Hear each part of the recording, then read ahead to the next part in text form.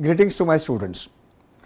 On behalf of Wiser Life Transformation Center and Way School Wellinger Education, I, Rajendra Kulkarni, welcome you to another lecture in the lecture series especially made for Wellinger Education. Today we are going to deal with a very important topic. It is important in your social angle, in your personal life angle, and it will be very useful in your office life career, that is the corporate angle as well. The name of the topic is dealing with rude behavior. During my career as a trainer and as a counsel and as a life coach, I have come across lots of complaints from people saying that whenever they are in the office or whenever sometimes even they are in the large family and they are communicating with each other, they have come across lots of people who behave very rudely with them. And no matter what efforts they take to convince that person that he is behaving rudely with them or he is presenting himself very rudely and that he should not do so, they have not been able to succeed. They have told me during my sessions with them, personal and in the workshops as well, that it is sometimes not even easy to talk to such person. You cannot be soft with such person because that person takes you to be very meek and very weak personality. If you try to be very assertive and very strong, that person doesn't like it. And it really becomes very difficult to know how to deal with a person who behaves with us very rudely.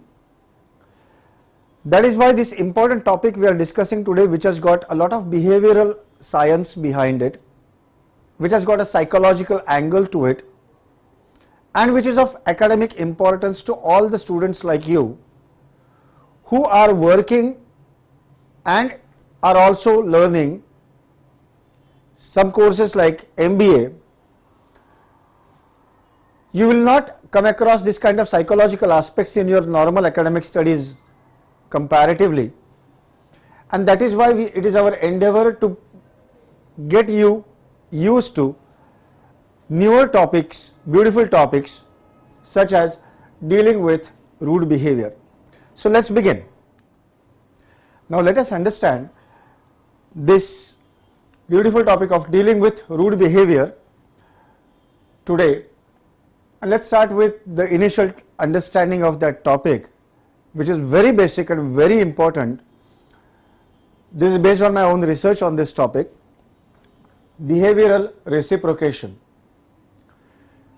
Let us understand this terminology, behavioral reciprocation, word by word. This is the behavioral way of responding or reacting of the recipient person to the stimulus created by the person initiating communication. In this slide, I have deliberately broken the sentence in different lines where we exactly want the pauses to be in order to understand it correctly.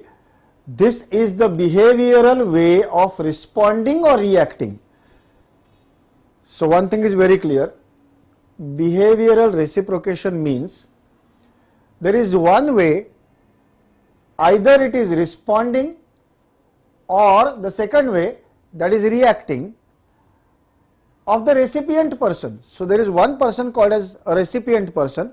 He is reacting to the other person or he is reciprocating to the other person by way of response.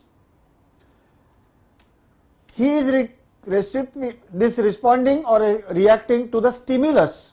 The important word here is stimulus. We will define stimulus separately. Responding or reacting to the stimulus created by the person initiating communication. So there is a person who creates or who starts or who initiates some communication. So let's understand, essentially there are two persons. one person initiates the communication and the second person receives that communication. The one person who starts or initiates that communication is creating some kind of stimulus, and the other person, whom we are referring here as recipient, who receives the communication, is responding or reacting to the stimulus created by the first person. The reaction or response given by the receiving person is called as behavioral reciprocation.